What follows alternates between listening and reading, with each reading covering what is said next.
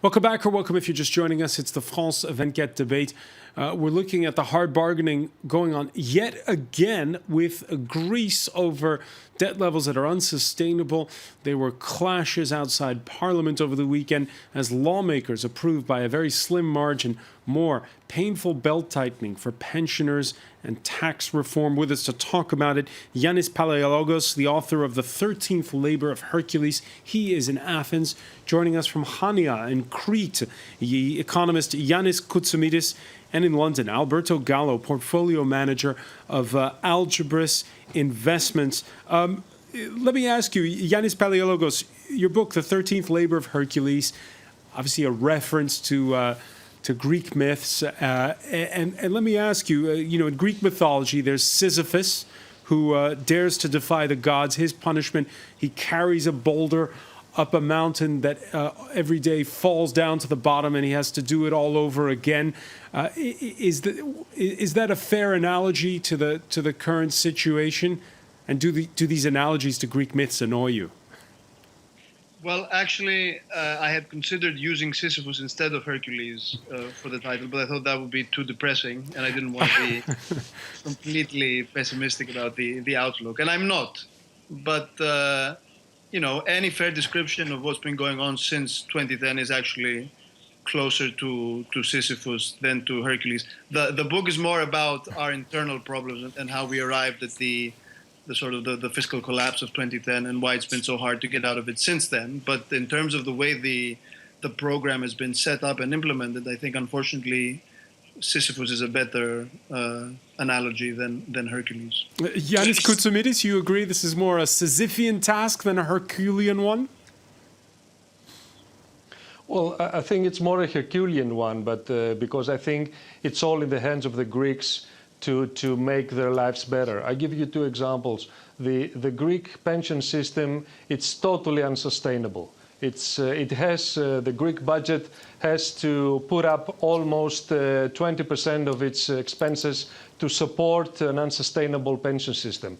This is something that the pension reform that was voted yesterday had to correct.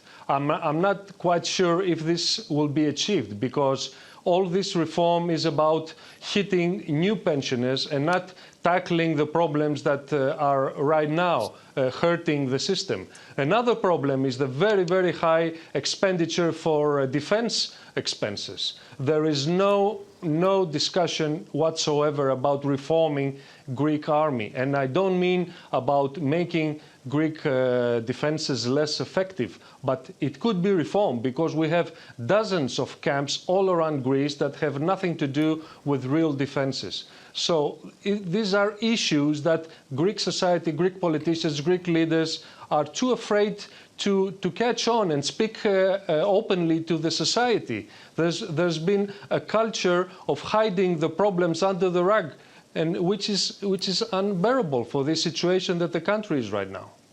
Fear of reforming is something that seems to be paralyzing all of Europe. Now, as this discussion about debt begins, let me ask you, Alberto Gallo, we're seeing that here in this country, the president's gone in for a lot of criticism over fear of reforming. We know that when there was reform that was undertaken by the then Social Democrat Chancellor of Germany, Gerhard Schröder, he was voted out of office. Would you say that all of Europe is frozen when it comes to reform? Especially, there's always something going on, an election, a Brexit referendum. Well, we have a couple of good examples where reforms have achieved some recovery. One is Ireland. Obviously, Ireland is in a special position. It's an English-speaking country, but they had a very heavy crisis with banks losing a lot of money, debt to GDP going from 20 to almost 100%, and now it's coming back down again because they have reformed, they have fixed the banks, and they're now channeling investment, they're attracting investment. The same is true for Spain, actually.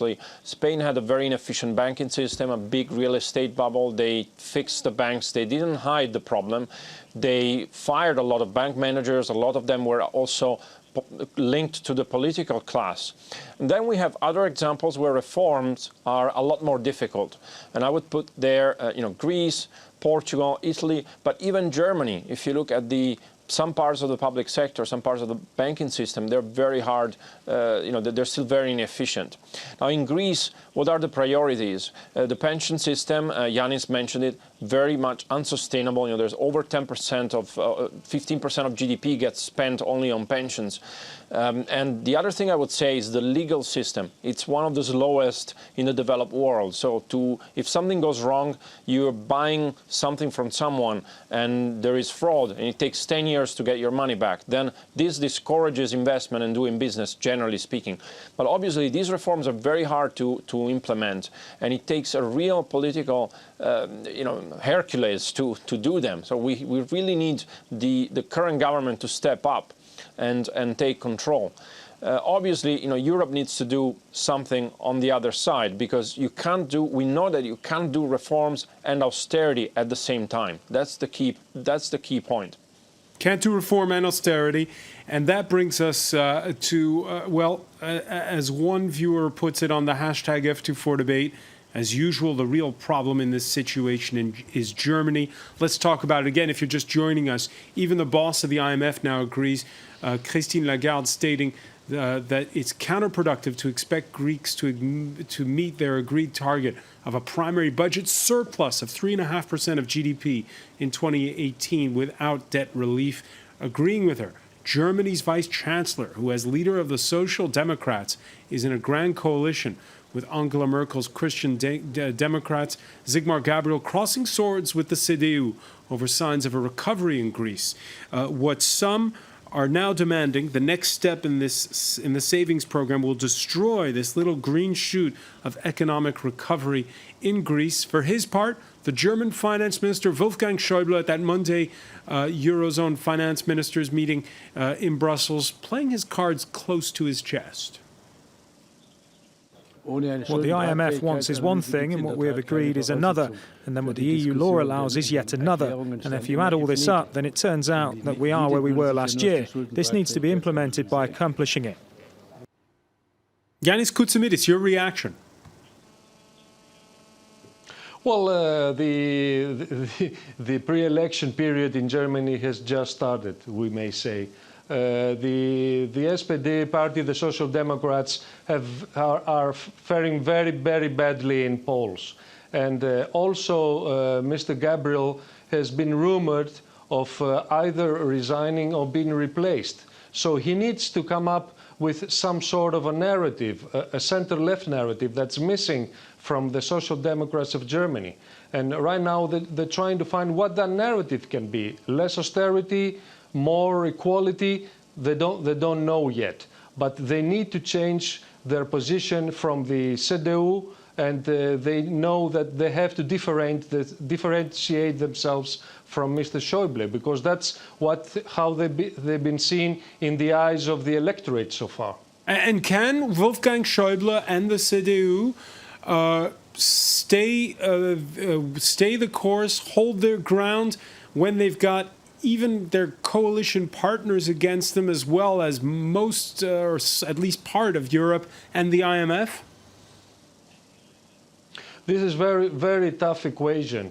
We should take into account the rise of the populistic right-wing party, the Alternative for Germany, which is polling at 15% almost in the last few weeks, and also the liberals, the FDP, who were in the government in previous years, are also polling high. So we could face eventually a coalition in 2017 between the Christian Democrats, the populistic right, and the liberals. And this is a nightmare scenario for many countries in Europe, because it will be very nationalistic and very against any way to promote growth and economy around the country, around the continent. So I think this is a very fragile situation in Germany we're facing right now. And I have some sympathy for Mr. Schäuble, because he has faced some severe criticism from his Bavarian partners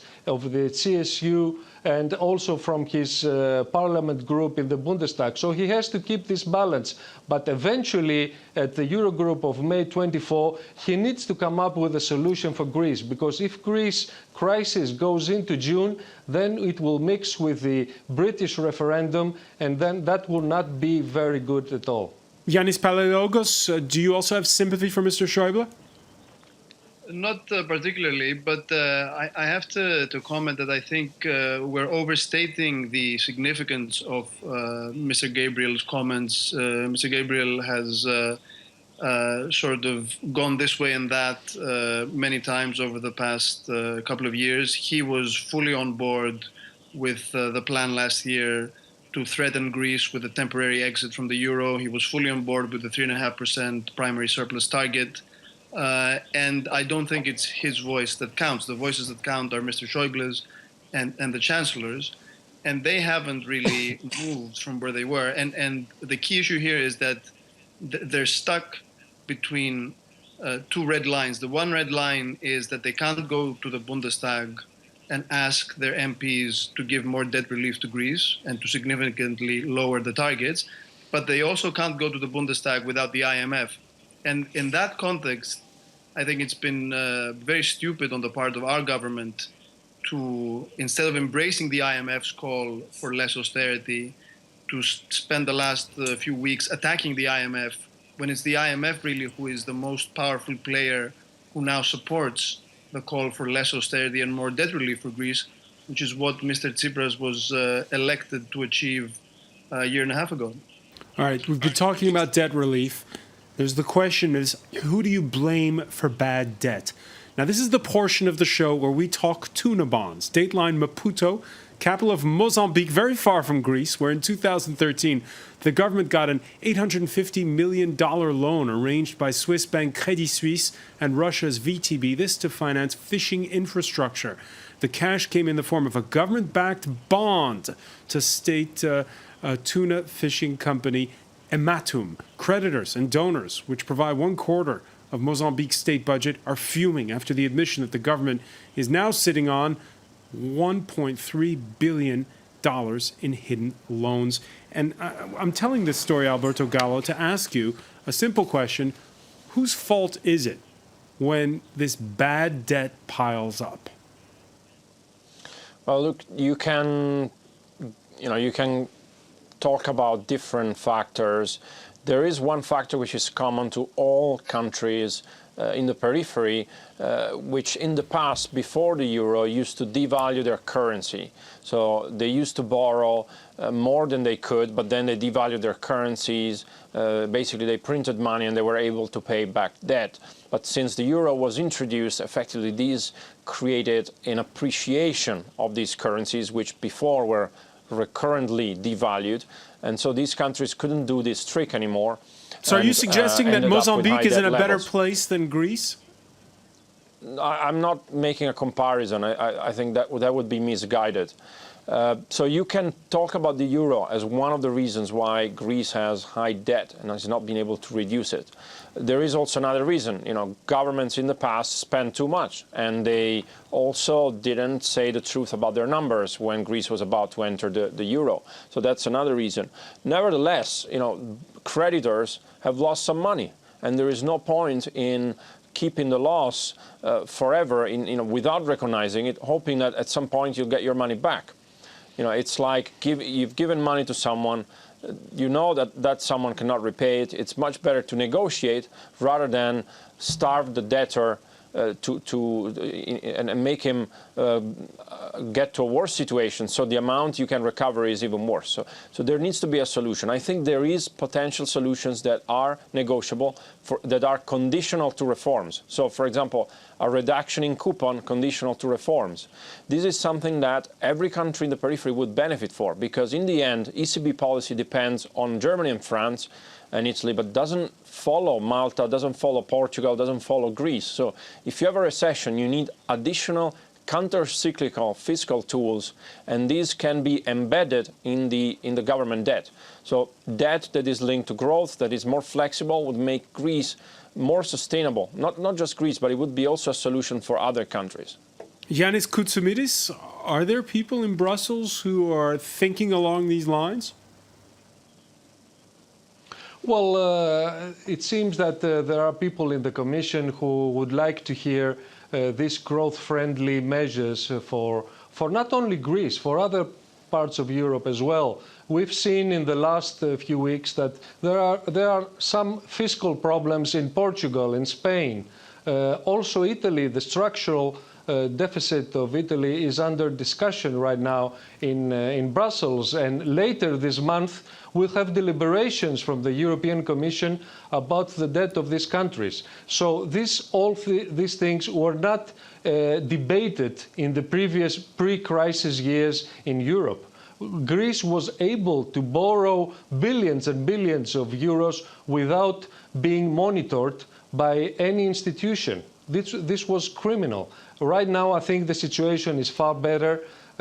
We have a very reliable right now statistical office, and we should be able in the next years to benefit from this governance that is taking place. But what we do right now is we have to be more flexible about that. It doesn't have to be a negative word in the AAA credited countries. There has to be more flexibility and more fiscal space for when the years are better, when there is more growth, there can be more revenue and maybe more austerity when we have revenues and less austerity when there is recession. This is something that has to come back to the powers of the national governments. When do you expect the fault lines to move? Are you really saying that because of the Brexit referendum, again, because of those elections in 2017, we're not going to see a change of philosophy for a long, long time?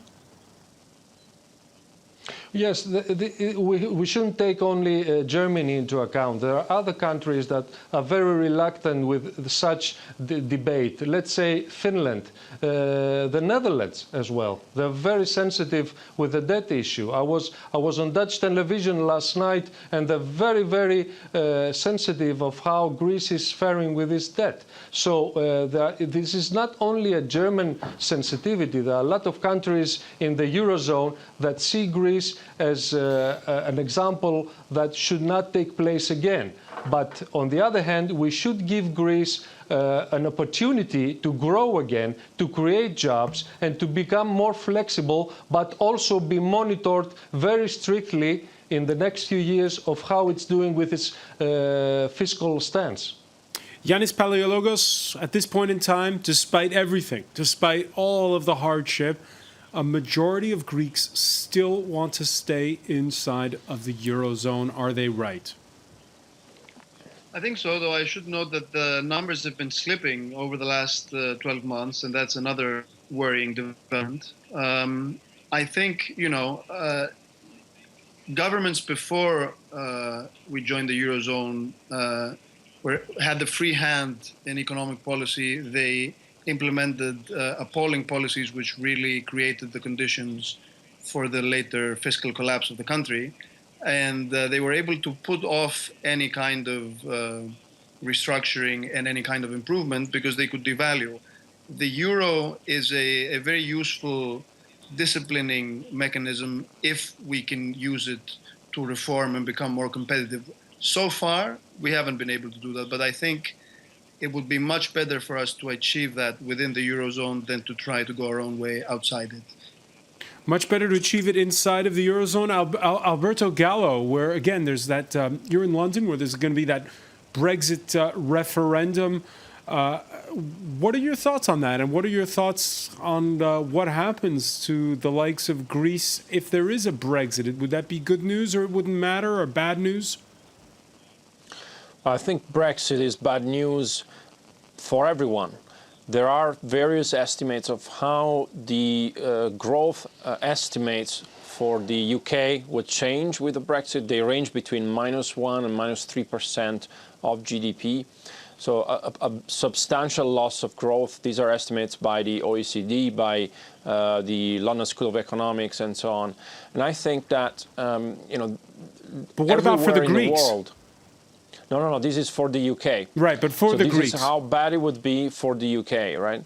Now, clearly, one thinks about Brexit as a negative thing for the UK in particular, which it is, but it also introduces a precedent that the Eurozone can be, that the European Union can be more fragile. So, there are now in the world, around the world, a lot of parties, a lot of politicians that are recommending quick fix solutions to the electorate. I mean, we see this in the UK, we see it in the US, we see it in Greece, we see it in Spain with Podemos.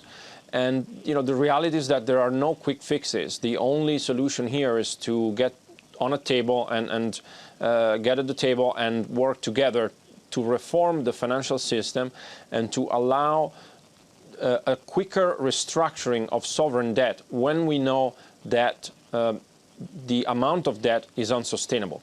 Yeah, and I'm seeing, by the way, just Alberto, one of our viewers reacting, saying the UK should take a good look at what the EU and Germany are doing to Greece with the proposition of Brexit. Is the Greek crisis fueling the Brexit camp for those who are for leaving the EU? Well, look, I think the Brexit camp is just looking at any factor to make a case. One of them is sovereignty. Another one is, trying to look at Greece or other examples. I mean, the UK is a very different economy, and there is no relationship between the UK and Greece. And the UK is not even in the Eurozone, so it has its own monetary policy. So there's a lot of misguided considerations here I would say, by the Leave campaign. But there's no doubt that a lot of the UK economy, the biggest partner of the UK is continental Europe, 50% of imports and exports. So a Brexit would be bad for the UK. It would also be bad for other European countries because you would lose a big partner. What is the cost of staying in the EU? A lot of people say it's compromising on sovereignty, but it is something that every country does every time when you're in agreements, whether it's defense or trade. Okay. So So I think battle Europe around is what you're saying. Alberto together. Gallo, we're going to have to leave it there, but I want to thank you for joining us from London. I want to thank Yanis Paliologos for being with us from Athens, Yanis Koutsoumidis for being with us from Hania in Crete. Stay with us. Our Media Watch segment is next.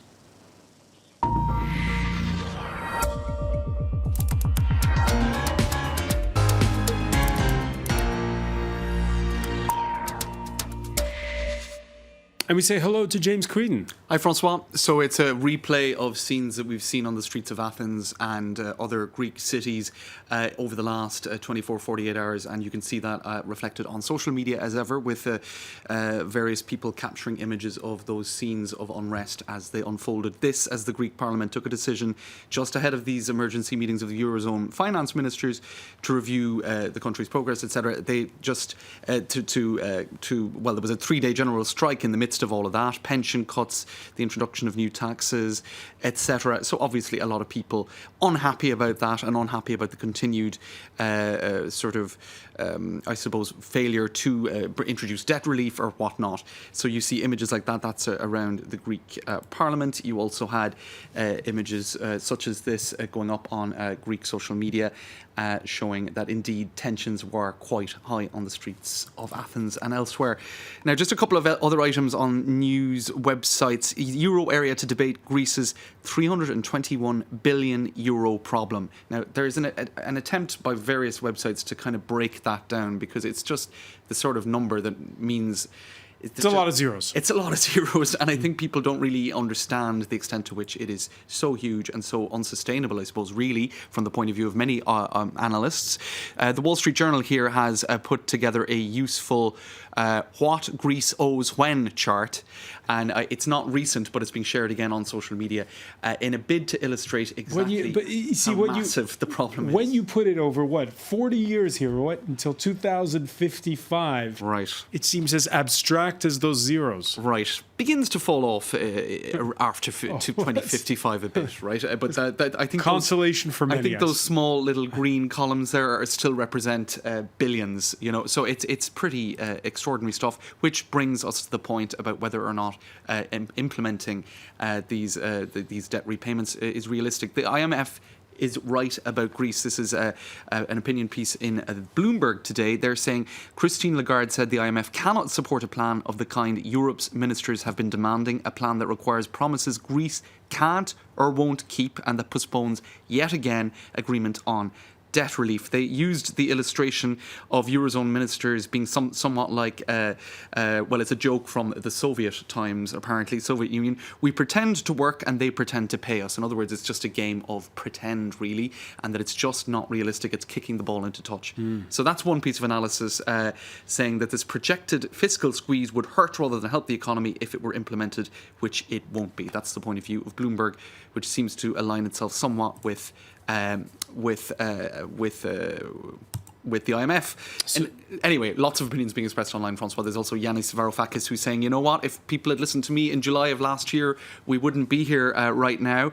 Greece had the weapons against the Troika's organised incompetence that I was, alas, not allowed to use. The result is a Europe more deeply immersed in disrepute and a Greek people watching from the sidelines, an ugly brawl darkening their already bleak future. That's the brawl between the IMF and the Eurogroup, which apparently is reaching an endgame if you're to believe those who have been reading the WikiLeaks data. Anyway, it's complex.